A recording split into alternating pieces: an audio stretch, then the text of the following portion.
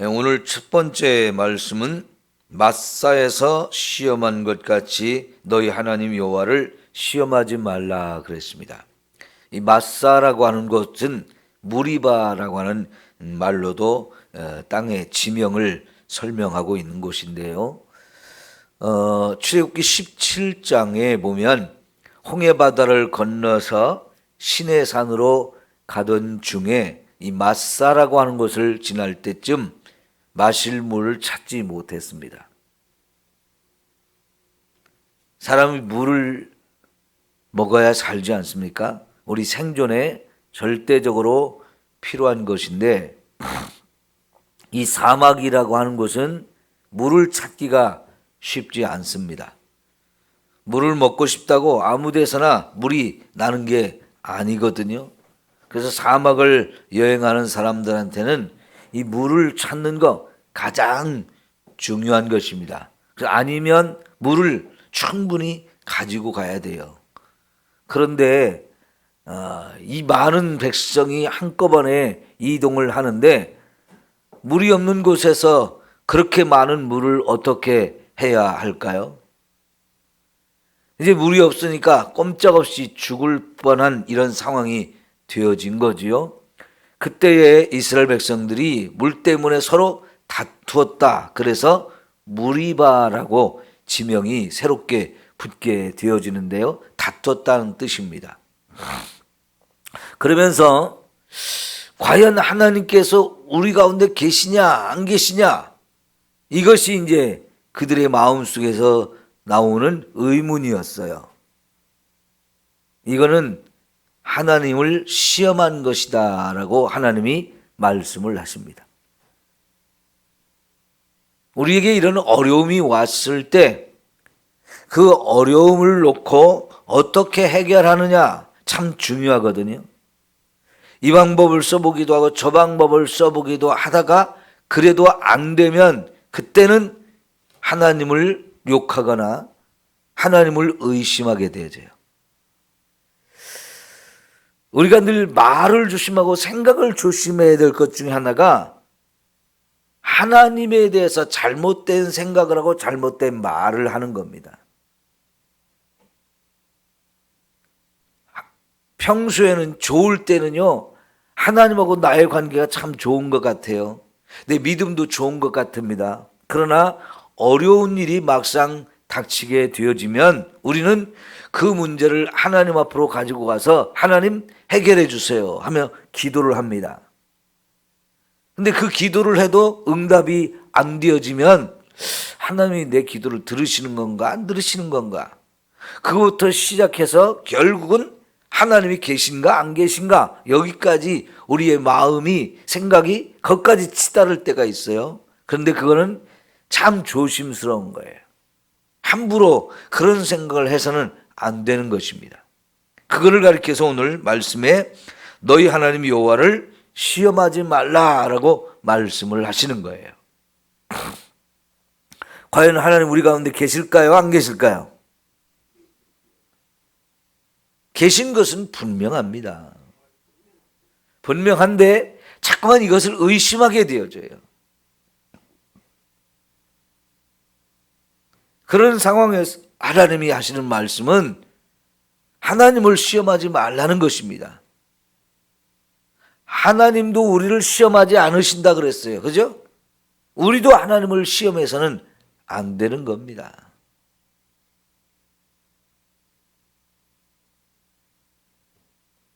예수님께서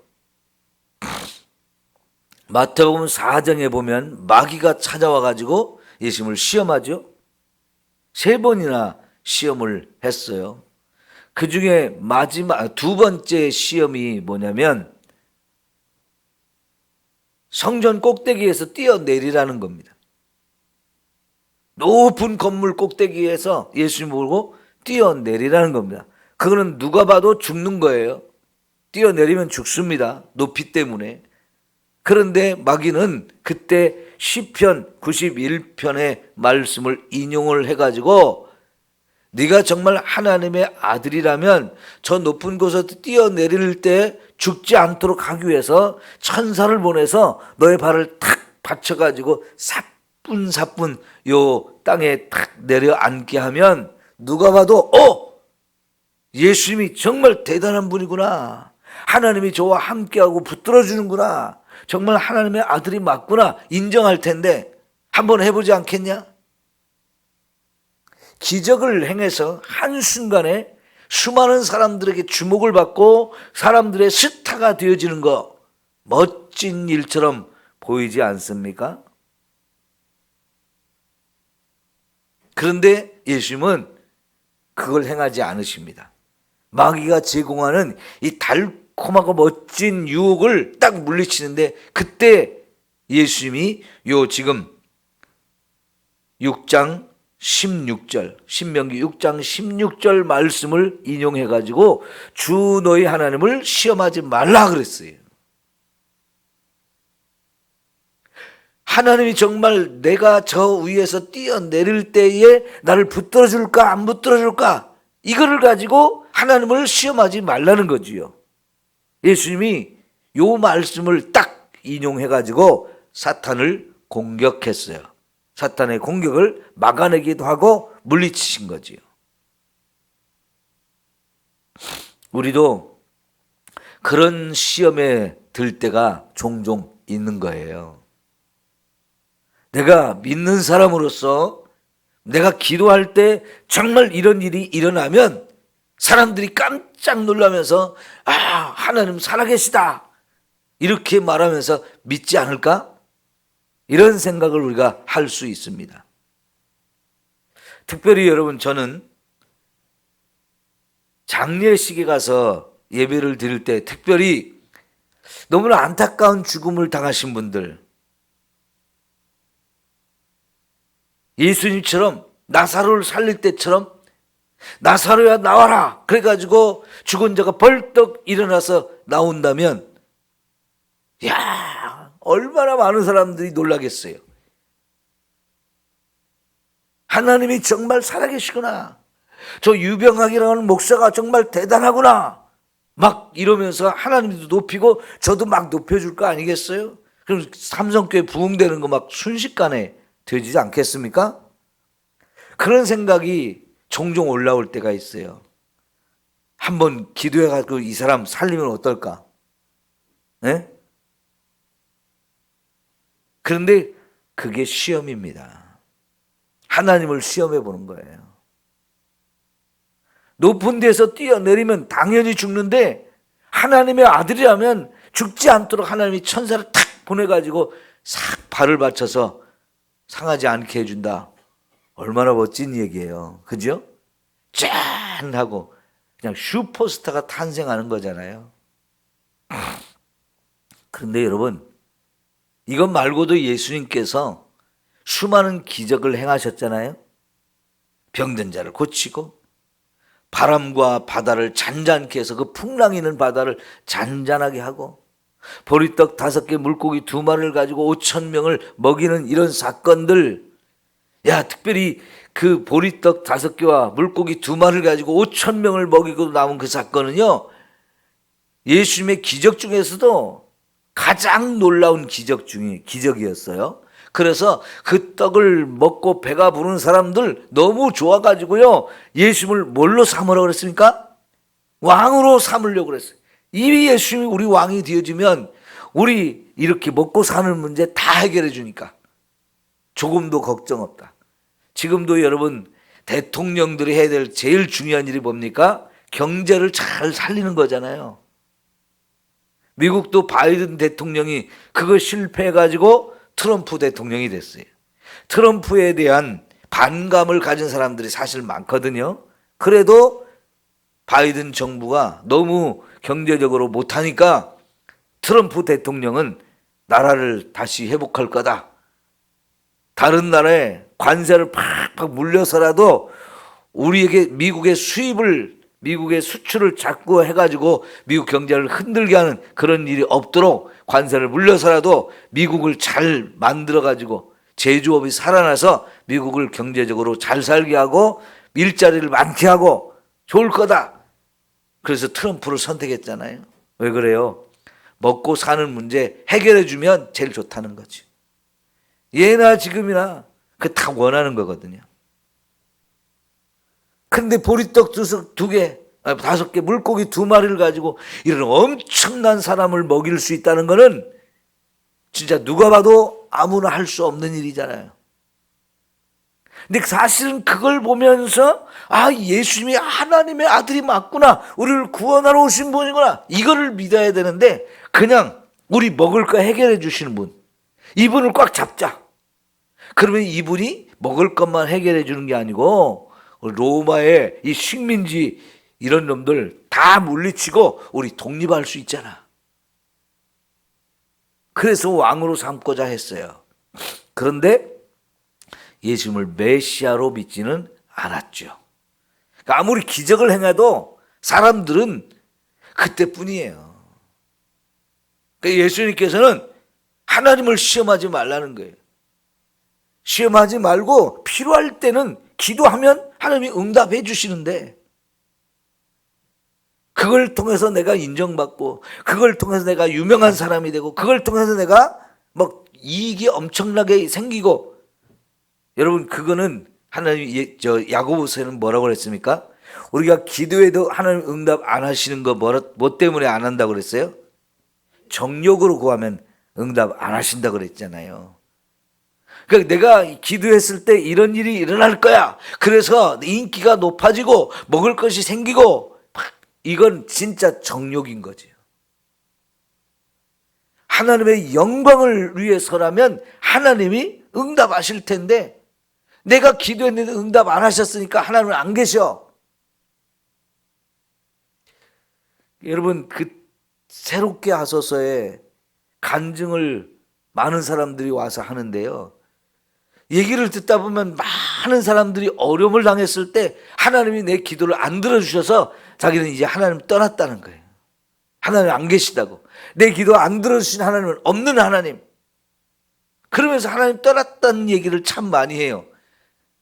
이 시험에 우리가 많이 걸리는 거예요.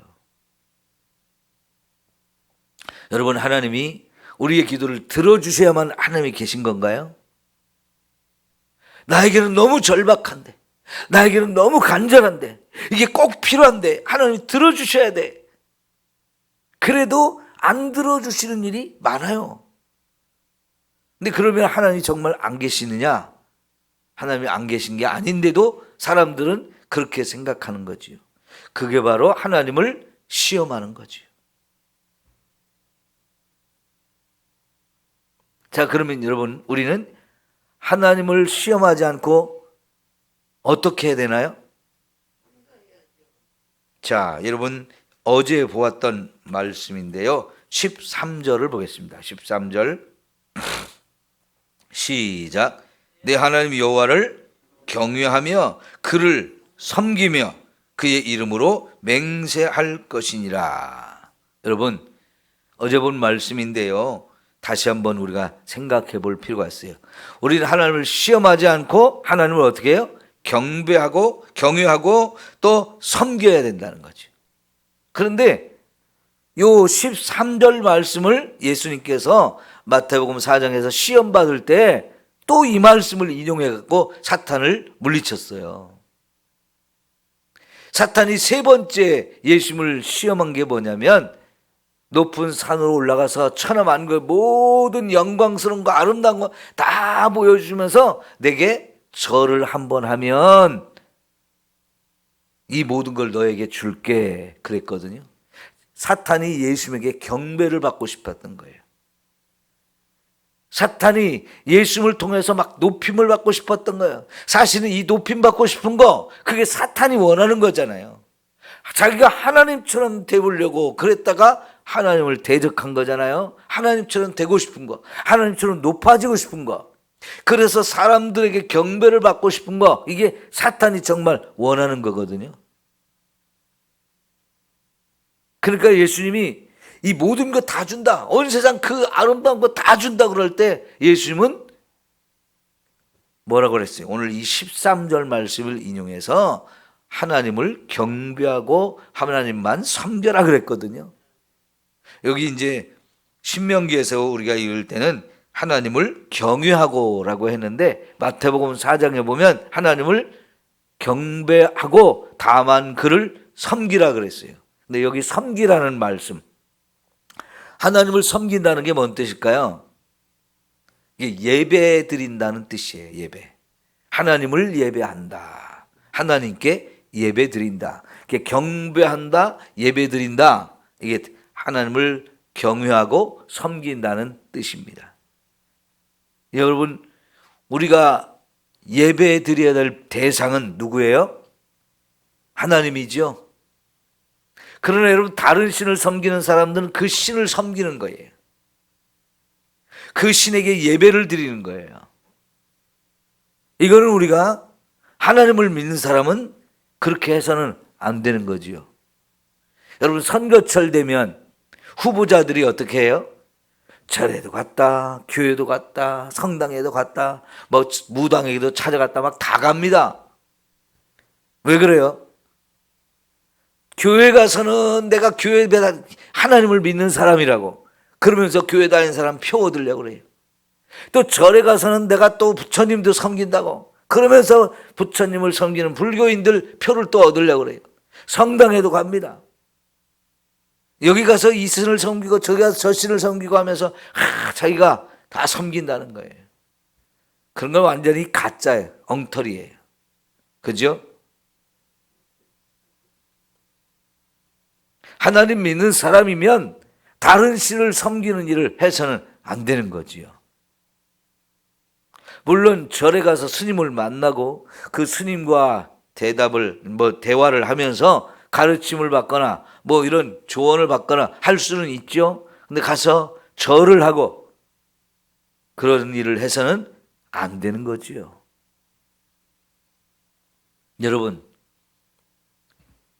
우리가 섬길 분은 오직 하나님 한 분인 거지요. 이 6장의 4절에서 하나님은 유일하신 하나님이라고 말씀하시죠. 유일하신 하나님. 이 유일하다는 말이 무슨 뜻이라고 그랬죠? 단일하다는 말과는 다르다 그랬어요. 유일하다는 말은 오직 한 분밖에 없는, 세상의 신은 오직 하나님 한 분밖에 없다는 거예요. 다른 어떤 신도 없고 다른 어떤 신을 만들어 섬겨서는 안 된다는 거예요. 그러니까 우리의 경배를 받으시고 예배를 받으실 대상은 오직 하나님 한 분밖에 없어요. 네가 이 모든 걸 나한테 다 준다 할지라도 나는 너를 경배하지 않을 거다. 오직 우리의 경배를, 나의 경배를 받으실 분은 하나님, 우리의 섬김을 받으실 분은 하나님 한 분밖에 없다는 얘기인데요. 사실 마귀는 예수님을 또 거기서 속이는 거였어요.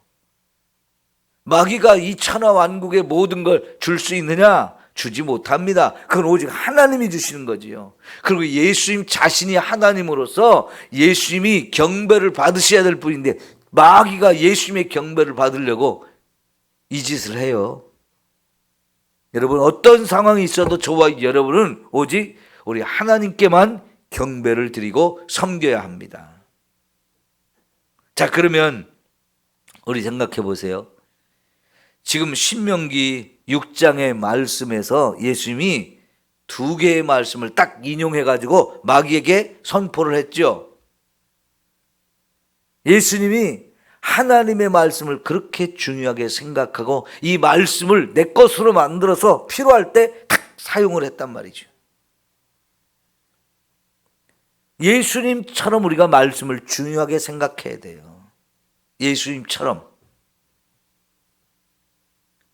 마귀를 물리칠 수 있는 확실한 무기가, 최고의 무기가 하나님 말씀이에요.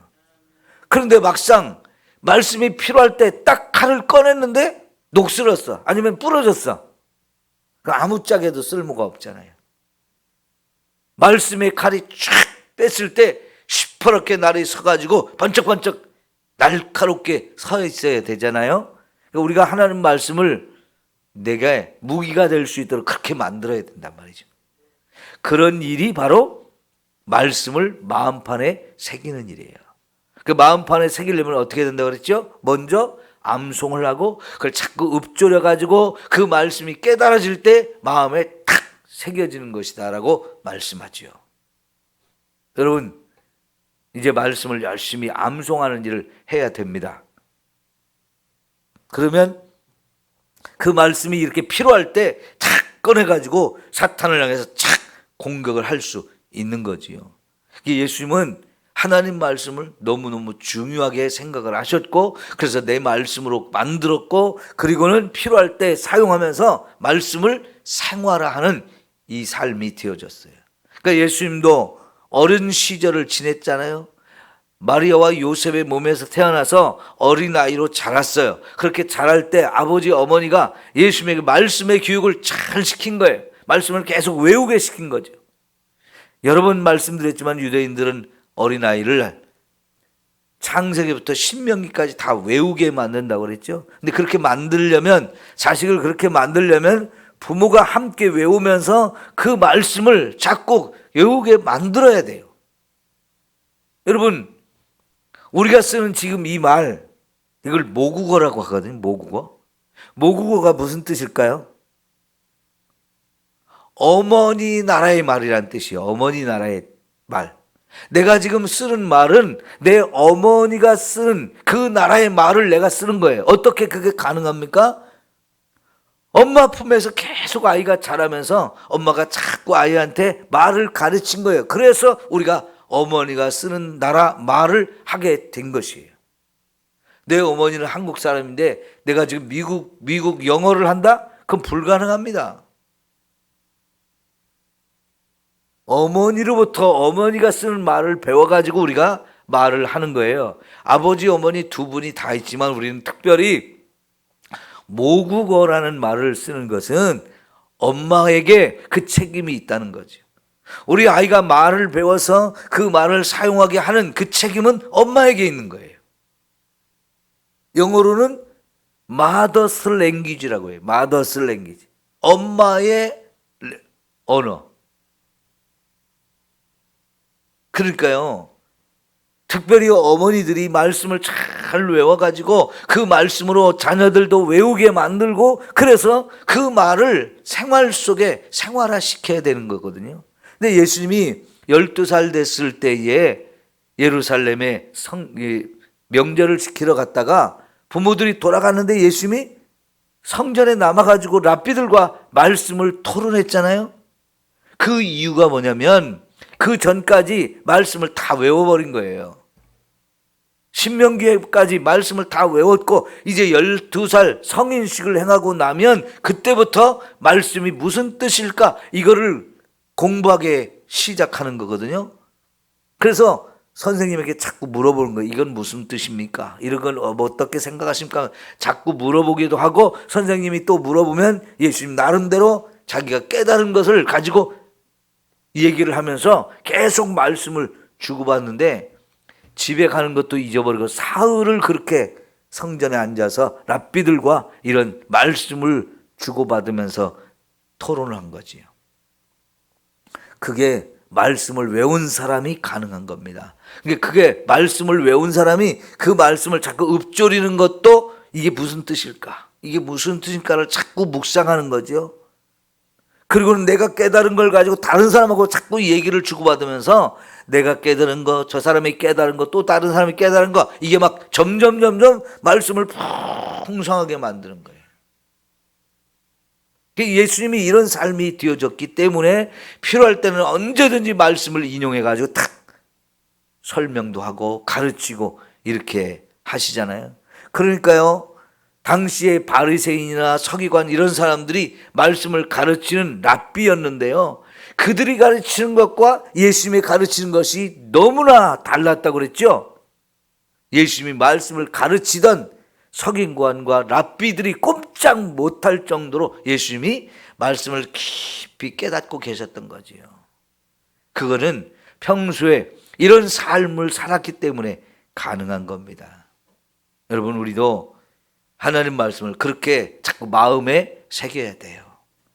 그러면 필요할 때 이렇게 착착착 나오는 거지요. 그리고 오늘 우리가 읽은 말씀에 이제 17절에서 19절까지 말씀은 그 말씀을 잘 지켜라. 그 말씀을 잘 지켜라. 특별히 여러분 18절 여호와께서 보시기에 정직하고 선량한 일을 행하라. 보시기에 하나님 우리를 다 살펴보고 계신다는 거죠. 우리가 무슨 생각을 하고 무슨 말을 하고 무슨 일을 하는지 하나님이 다 보고 계시는데 그 하나님 보시기에 정직해라. 하나님 보시기에 선량한 일을 행하라. 이 말씀을 하시는 거예요. 다시 말하면 우리는 늘 하나님 앞에서 하나님 보고 계신 가운데서 살고 있기 때문에 그분의 눈에 나지 않도록 그림 보실 때 정말 너 정직하구나, 너 정말 착하게 살고 있구나 인정받을 수 있도록 말씀을 지키는 삶을 살라는 것입니다. 그러면 하나님이 너희가 들어가는 그 땅을 주실 것이고 그 땅에서 오래오래 복을 누리며 살게 해주신다. 앞길을 다 하나님 보여주신 거잖아요. 놀라운 약속을 하시잖아요. 말씀대로 살면 하나님은 얼마든지 우리에게 많은 것을 축복으로 주시는 게 이게 축복의 비결이거든요. 많은 사람들이 복 달라고 자꾸 기도를 해요. 어느 나라 사람들이 마찬가지예요. 저 중국이나 일본이나 이렇게 여행을 해보면요, 막 가서 빌죠. 이 비는 게 뭡니까? 복 주세요 하는 거거든요. 자기들 믿는 신한테 복을 받고 싶어가지고 막. 근데 진짜 복은 누가 주느냐? 하나님이 주시고 누구한테 주느냐? 말씀대로 사는 사람한테 주는 거지 기도한다고 막 복 빈다고 그래서 받는 게 아닌 거지요. 너무나 쉬운 원리인데 이거를 우리가 외면하고요, 복만 받으려고 그래요. 그러면 안 되죠? 예, 우리 말씀대로 살 때 하나님이 이런 엄청난 복을 약속하고 계십니다. 기도하겠습니다.